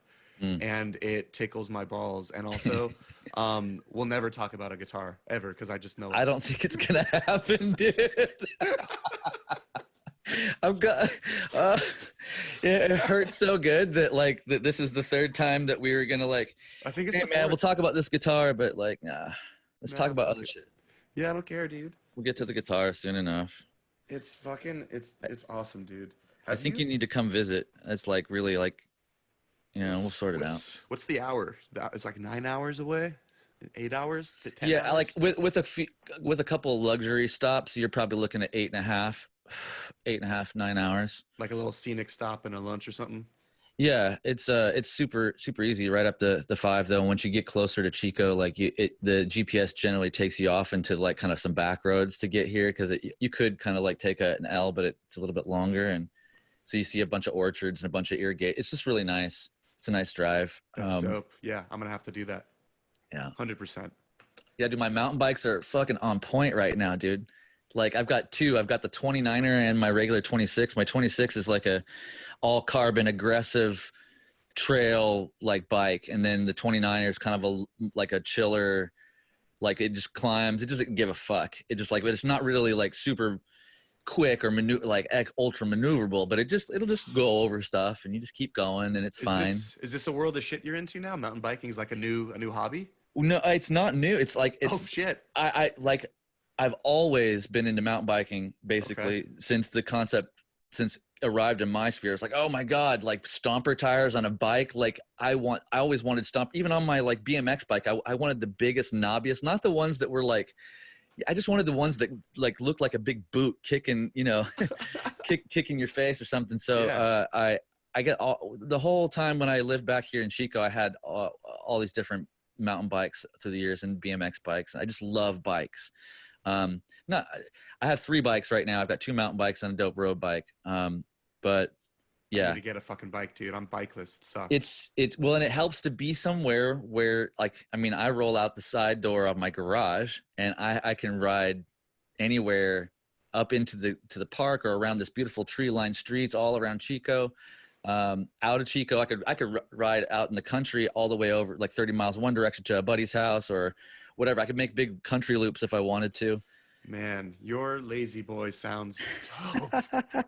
Come chill, dude. Like maybe you guys want to maybe you never know, Yeah, like, I know. Maybe that's where we fucking put it. Fuck. See, like I have these weird like visions of myself in like Oregon or Seattle, or it's like I see like redwoods and coast in my like future, and I don't know what that means. Both are very worth your time, man. I've lived in Portland, I've lived in Seattle, I've lived on not the North Coast, but I have friends that live on the North Coast in Arcata, and it's incredible beauty. You just got to find the spot that like you said, at the edge of something that you want to be close to a community. I mean, at least I say this because I want to be close to a community. I like being on that kind of, I'm still kind of considered like in town, but I'm not like downtown here. Right. And in Santa Rosa, I was on the edge of town a little bit. I like being on the edge of a community where there's farmers markets and there's a little bit of music scene happening, and there's like, and Chico's got a bar scene and like a bunch of good food and all that stuff. And it's got a college, so it's like, it's cool. I mean, it's a little weird right now because everything's weird, but it's still like a really beautiful campus, and it's just the quality of life of the community and like the neighborhoods, just like the beauty of a neighborhood that you get to go like walk out your door and stroll to, is priceless. Just because like, and I really learned that in LA. I mean, like, not that I hated where I was at, man, but it's bad. It's a crapshoot everywhere. It's bad, dude. And now, you know what the grossest part is, dude? I'm over seeing human shit in syringes. Now the thing that pisses me off is seeing used masks all over the floor. Oh my God, everywhere, right? That's like, to me, that's like worse than a dirty diaper. It's like, that's the reason that we're trying not to die. What are you fucking doing? Like, I fuck belief about all of that. Like, if you're wearing the mask and you're morally not lining up with like dispose of the mask properly, what the fuck? To finish what you started, asshole. Yeah. No, it's funny you bring that up, because even up here, I'd started a little folder on my phone and I was taking pictures of masks laying around everywhere. And then I stopped. I was like, I can't even. Yeah, I was going to make an art piece. It was like, I'm going to make an art piece. This will be social commentary from Chris Johnson. And everybody's going to be like, whoa, bro, that's deep. And I'm going to be like, yep. And I was like, no. And I saw myself even thinking that. And I was like, fucking delete. Delete. I'm not going to be the one. Somebody's already doing it right now, dude. Yeah. I'm not going to be the one. Yeah, someone's going to make like clothing garments out of it and then wear it for a month straight only. Yeah. Something stupid. Yeah. In fact, I might have to go do that. That's a pretty good idea. I mean, you could probably make some sort of scary mask or something that goes along with Ice Nine or. Dude, that's too fucking easy. Spencer was over yesterday. We just had a fucking like 10-hour writing session yesterday. It was gnarly, but he stayed over for dinner. And side note, I fed him and his girlfriend vegan, and they didn't know, and they were like, "What? Oh my God!" Like, amazing. I was stoked on that. he messaged me today. He's like, I'm going vegan if it's like that. I know he's fucking kidding, but that What? dude eats bloody steak every fucking day. Like, Yeah, yeah. What did you make them? we did, dude. I go really fucking hard. I gotta cook for you. My mom was a Yeah, professional. She was a professional please. chef, so I grew up like helping her in the kitchen, and I just like absorbed everything, including 10,000 calories a day, which is why I weighed 350 pounds. But we made homemade corn tortillas. We did homemade guac, homemade pico de Mm. gallo salsa. We did roasted pasilla peppers, and then I made taco meat out of Gardein beefless beef, which is Mm-hmm. just like a soy protein. And Sure. I just add like organic tomato paste and a bunch of like Cholula and pepper Oof, and a bunch of sounds amazing. just a bunch of good seasonings. And like I literally gave Spencer a spoonful of that, and he had no fucking idea. He was like, "That's so fucking good, dude." And then he had a taco and forgot that I'm vegan and was just like eating it and shit. Um, but like straight off the bat, if you just ate that, it's like it just tastes like really. You know when taco meat is shitty? When I say shitty good, that's Yeah, like what it's like. It was shit. It's shitty good. You know, shitty good. Yeah, yep. like a fucking pizza is supposed to be like. Yeah, it's got a little bit of greasy factor to it, kind Yeah, a of like little a little bit, bit of yeah. little bit of slop. But we did yeah, it was just basically an insane homemade taco like buffet where you just make your own shit, and then we made churro poppers, which is like basically donut holes, but the donut is, and we're also gluten free, so it makes it even harder. But they're fucking Oof. amazing. So it's basically like churro dough, so it's like sugary cinnamon dough, and they're shaped like balls, and you just pan fry them real quick in like some vegan butter, and then roll Buddy, them in sugar, and it was like unreal, dude. We dipped them in y'all some need to come melted out here. chocolate.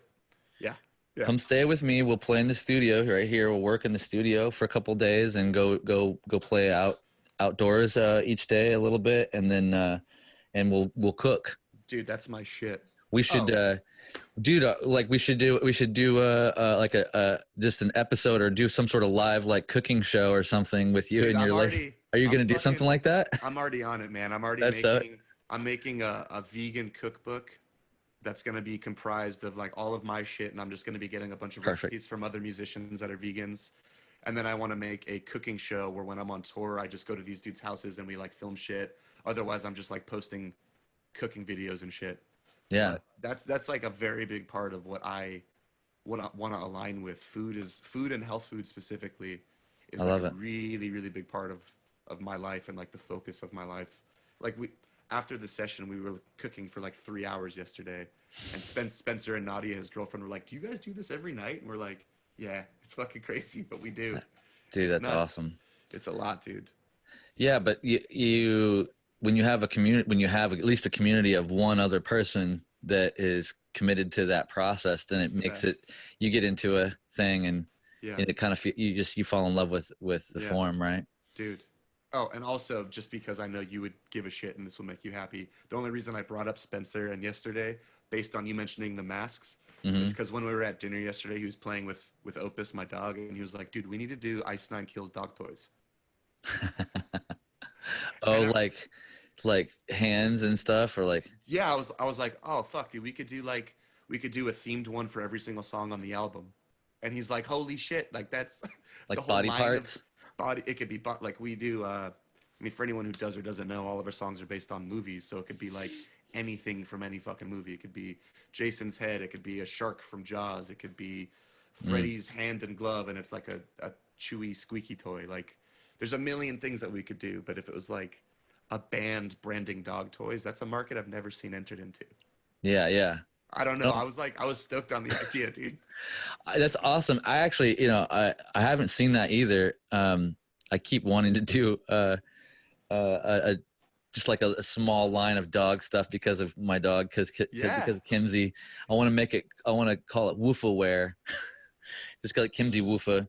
I And just love it. make the dopest like leashes and stuff. Like I have ideas for some of that stuff, but I got too many projects, man. It's Dude, like I'm in the same boat. Like me saying I'm writing a cooking book and I'm gonna have like a cooking show. It's like it's in the process, but I'm also writing another book. I'm also starting my own podcast. I'm also like, what the fuck am I yes. doing to myself? Why Do am you have I? Do you have a name for the new podcast that you want to tell us, or is it? Yeah, it's called Mindframe. I'm working with Sound Talent podcast group. If you guys know Dave, do you know Dave Shapiro? It sounds familiar. Well, what? Who would I know him from? Sound Talent is like a huge booking agency. Dave Shapiro books like Got it. fucking everyone. Him and Matt Anderson basically, amidst this pandemic, were like, all right, well, we have like a bunch of employees and we're a company and like we can't book shows, so let's pivot our energy and start a podcast network. So Sweet. and honestly, I was gonna save this talk till after, and I was gonna see if you were interested in me connecting you, because all of this shit is musicians. It's like Doc Hey. Coyle's on there. I'm on there. Oh, I love Doc. Fucking Joe, my roommate's on there. A bunch of other Finn McKenty. Do you know Finn?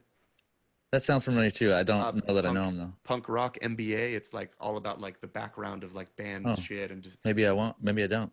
pretty cool. Send me a link, dude. I'm super into exploring that. Moon sent my stuff off to a couple of her friends too, and I was like, oh yeah. I mean, I don't know. I'll talk to anybody about whatever. To me, it's not about like getting money or being. It's about being cross promoted with like podcasts. Yeah. No, that would. I mean, of course. I'm like, you talk to only sick musicians. Like, holy fuck, what do you? So that was clearly my intention with accidentally saying all the shit. It's fine. Cut, edit, fuck it. No, it's fine. I mean, unless, no, it's fine. No, I don't give a shit. But like, that's something very real and something that's I'm moving forward with. And the premise of that, I know I had mentioned Everfret TV to you like last time we spoke. Yes. Effectively, like 2.5 years ago or so, I used to go on Instagram Live with other musicians, and the premise of that whole show was just like the mindset and mentality about like when did you feel like you could make something out of a hobby? Like, what was that decision like for you, and what did you risk? And then we would just talk about that for like 30 fucking minutes and the tangents that it goes off of, and then maybe we'd talk about like what was one time where a failure turned into one of your biggest successes. And then we could talk about how like that, basically it's for anyone listening who wants to enter the realm of going after what they love. It's to give you some actionable items. And the whole premise is to end the show with like, this is what you can try to do if you're interested. Right.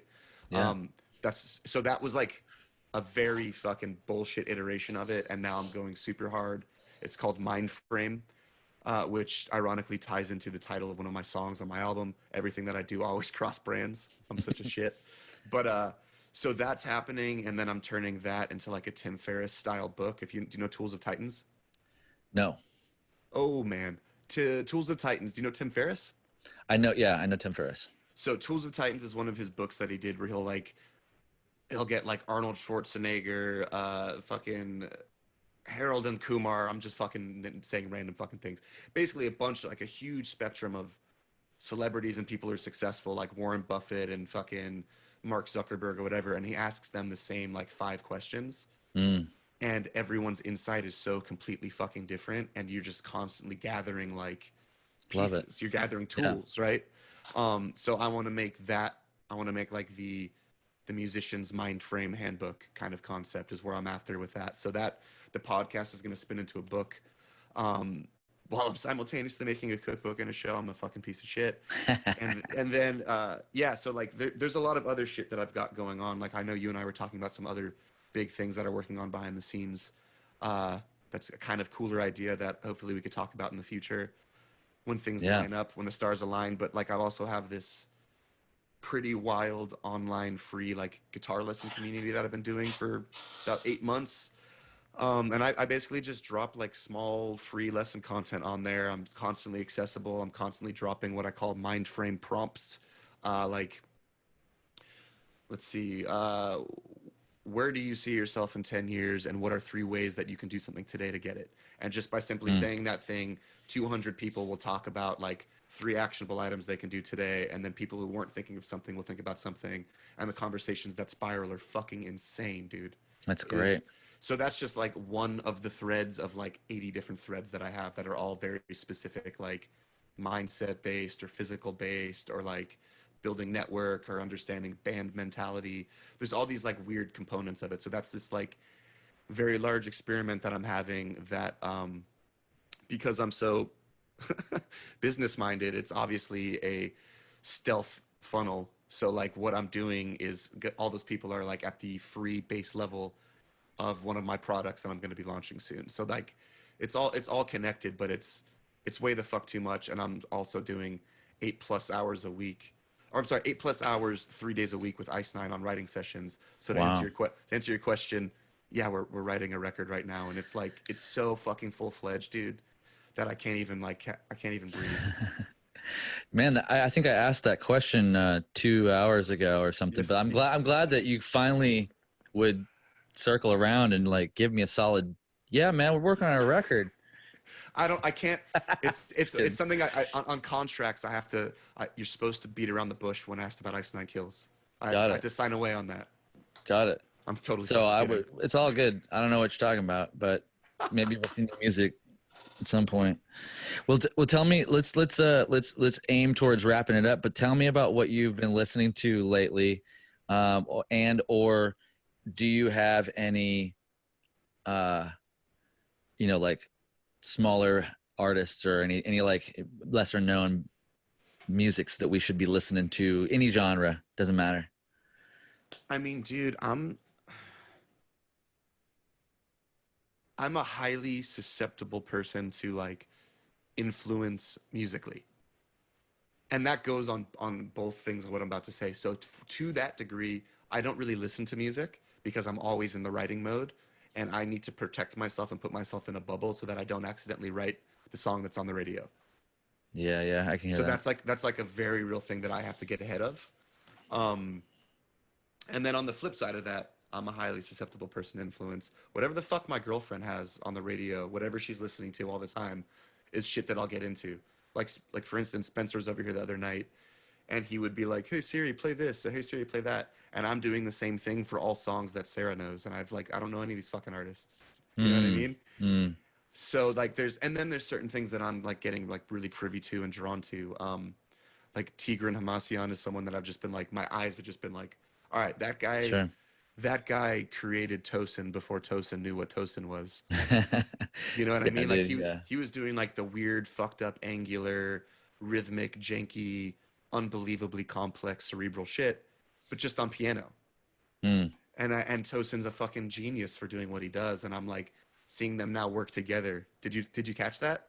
No, I didn't see that. I mean, I know that they know of each other. I didn't know that they were doing Yeah, something together, they though. just collabed. They just Ooh, collaborated on something, and I'm like, oh god, I was waiting for that to dude. happen. Fuck.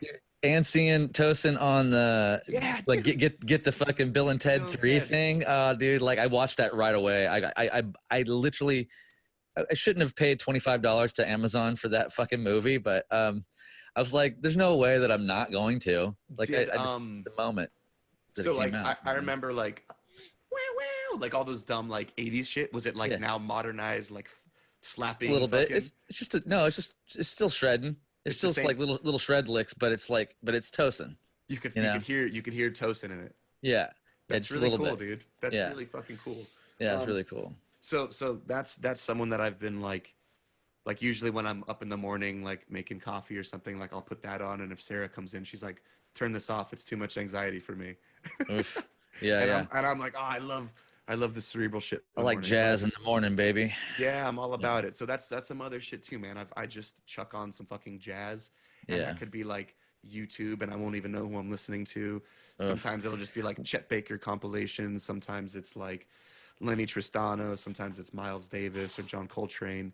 But more recently, dude, I would say that anytime that I seek out and I'm like, I want to listen to music, and I type something in, it's always chill hop. Yep, yep. That's just like my thing. So like, there's this one artist that I've been like kind of into. It's this guy FKJ.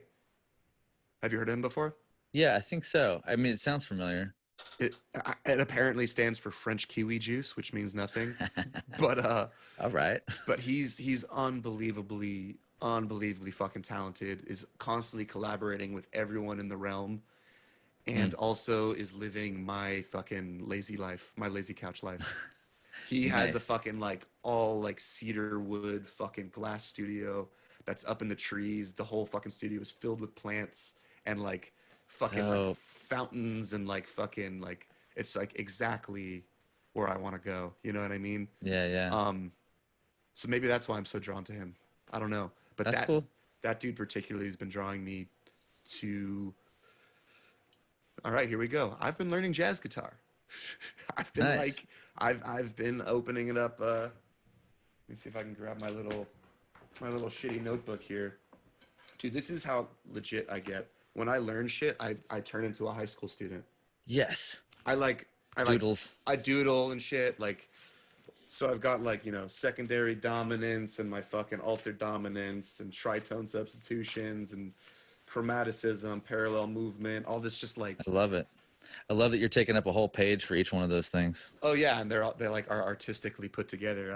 I will start again if I fuck up something because I'm a Nice. perfectionist. My notes dictate how I absorbed it and how I reabsorb it later. It's weird for me, but honestly, man, like I'm so highly susceptible to influence that the shit that I've been listening to, I'm now like, fuck, I gotta go learn how to do that. That's how bad it is. That's how bad Right. it is. Right. You were sharing some of that stuff with me. That sounds awesome, man. Yeah. Oh, dude. Yeah, I forgot I showed you that. And that was before the full fledged. Like I'm gonna peel back the hood and see what the fuck's going on. That was me just like that. That was me honestly going, what would I do production wise? How would I make those sounds? If I wanted to make a drum set out of water droplet sounds only and organic noises, how would I do that? Right. If I wanted to make a song that used all acoustic guitar to where like that was the song I showed you, to where the bass guitar was actually an acoustic process and all of the like keyboard sounding stuff was guitar. Like I set these parameters for myself where I want to make a song with only guitar. I want to make a song with no guitar in my hands and I only want to use samples. I want to make a song using this stand-up jazz bass line and I want to transpose it into a different key and rearrange every single note that exists to make a new bass line out of what was there.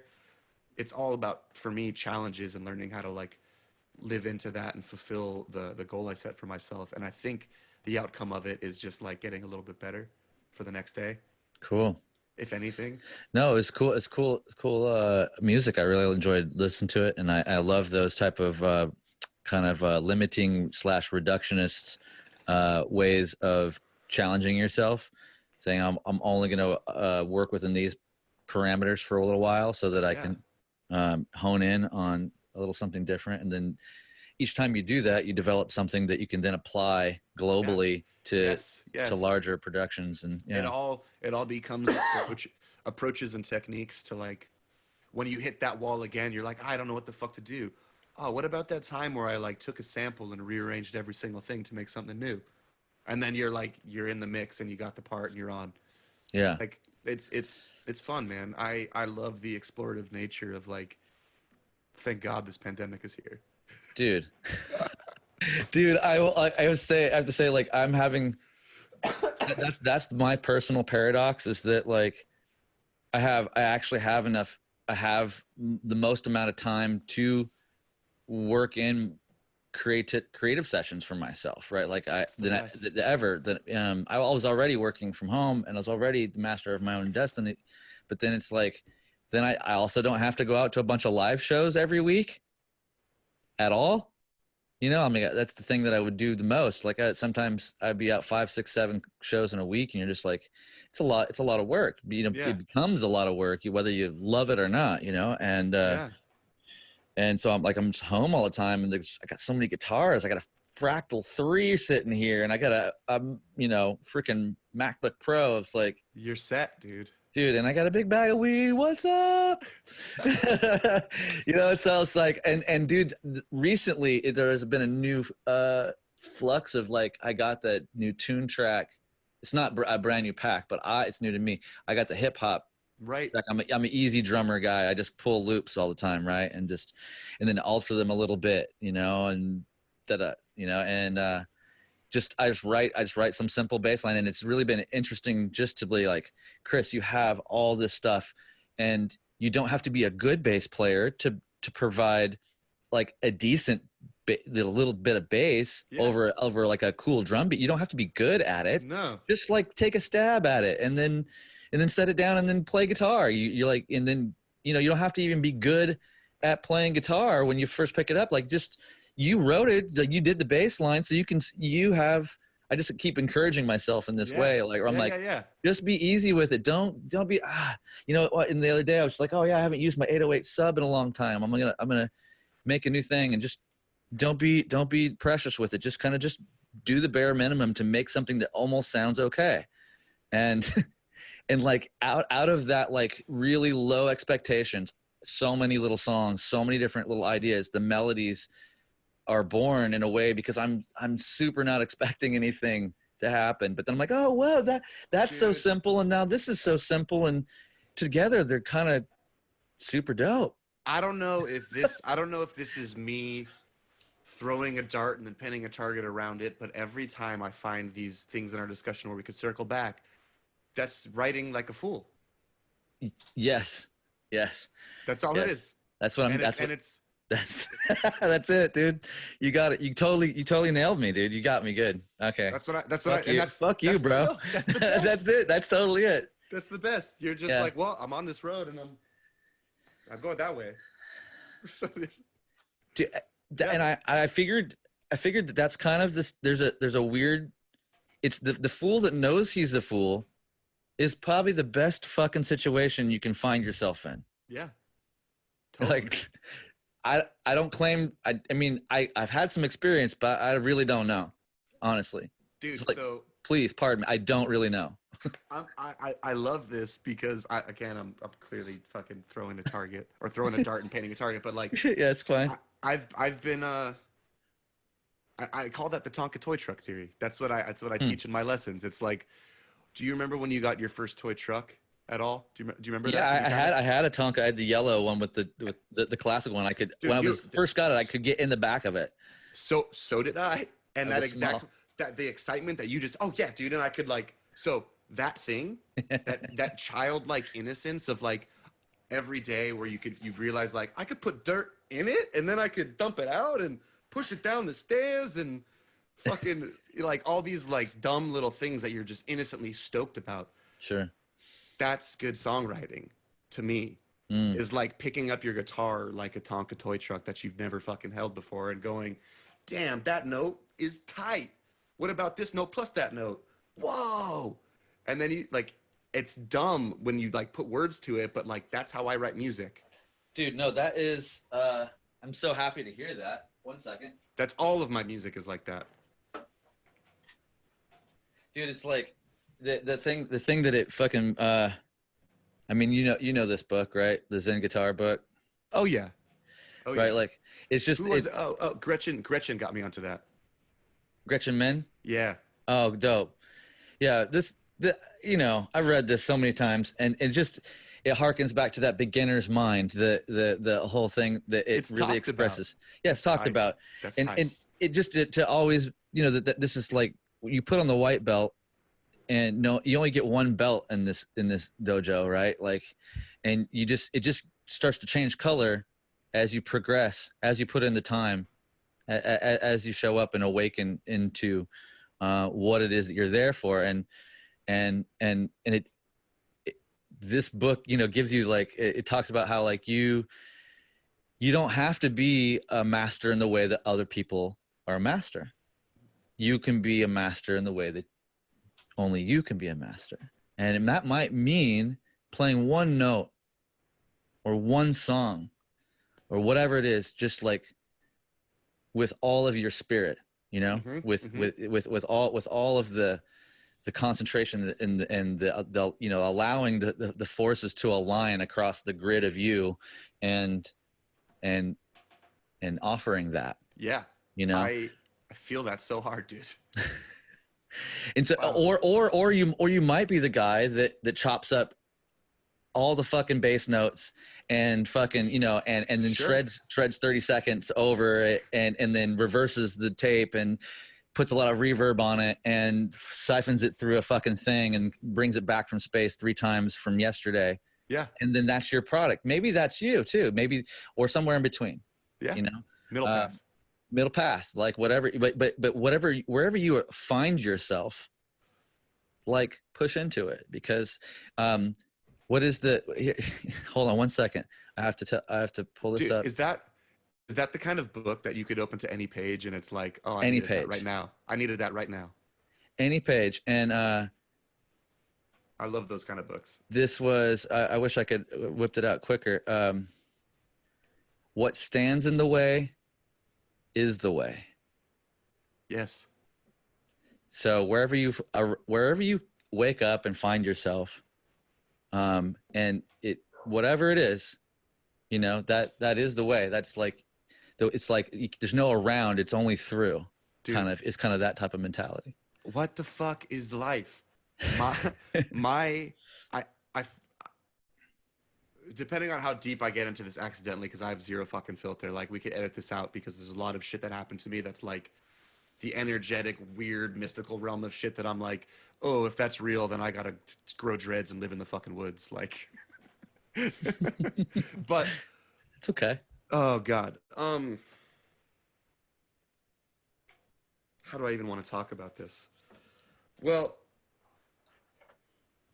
fuck it. I'm gonna bail on it completely. It's and this is one of those things where it's like you get some sensation where it's like, no, that's yours. That's not yours to share. But okay. Here, I'll explain it like this.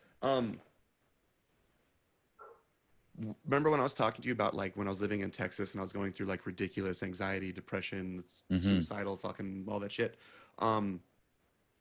In discovering Wim Hof, which is do you know Wim Hof method? I feel like we've talked about this. Okay. Yes. In discovering that, and then in discovering that like it accesses quite literally DMT in your brain, you could imagine some of the shit that was happening to me, because basically this shit saved my life.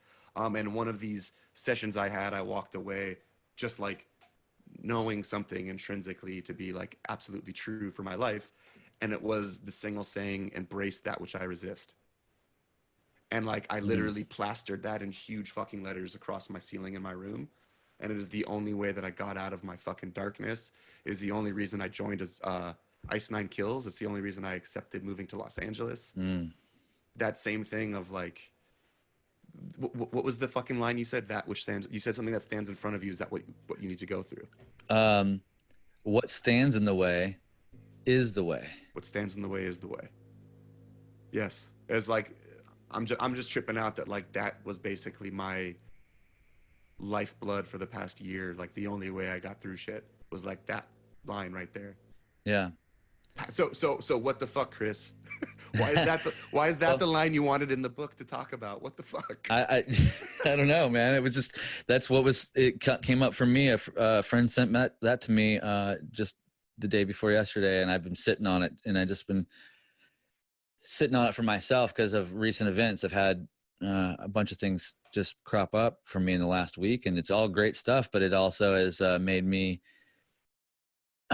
you know, it's like they're be careful what you wish for, friends. Like the thing is that like when the time is right and you're in alignment with your presence, your calling, or whatever it might be, and then you ask for stuff, it happens all the time, whether you're in full alignment with it or not. But because the word is powerful, but when you are somewhere in a good place, like in a really positive spot and doing well by yourself, and then you speak things to the universe, like, it's crazy. Careful, buddy, you know, like careful, because it'll show up on your doorstep and you'll be like, I mean, I did ask for this. I thank you, universe. Like whew.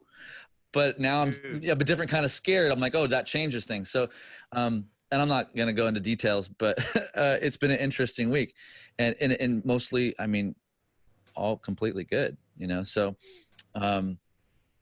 dude, yeah, life is really good. And yoga is a big part of it. And having meaningful work is a really good part of it. And having people that, like yourself, that I can kind of get into, even though, I think, you know, we're more of like, a bit of echo chambers to each other a little bit, you know, like which I'm a fan. I love my friends that all think similarly, but like just a degree or two off, so that I can hear it in their voice, you know, because as somebody who is constantly called to teach, I love being taught, and I love hearing it, and the same things over and over again just a little different. Like that's why I love the Zen proverbs. I love how the different ways of saying the same things in different cultures. Yes. How they come out, and I like seeing the universalisms and seeing how things can actually tie together, because it's so easy to go, oh, things are so separate. Like that's the, you know, it's very easy, and that most of our life is divisive and division, you know, as far as like the social media and sphere and how the vast majority think it's left versus right, and it's like it's a small-minded polarity, you know, it's a small-minded duality. It's more, you know, entry-level duality thinking, Yeah, you know, truly. versus, anyway, I don't want to get into that. Yeah, I'm not trying to talk down about anybody. I was Yeah. about to go, dude, if we have to go down the rabbit hole of the fucking polarity and duality of right now, get ready for 3 more hours. Like, No, and we got to wrap it up. I got shit to do, man. I think you do too.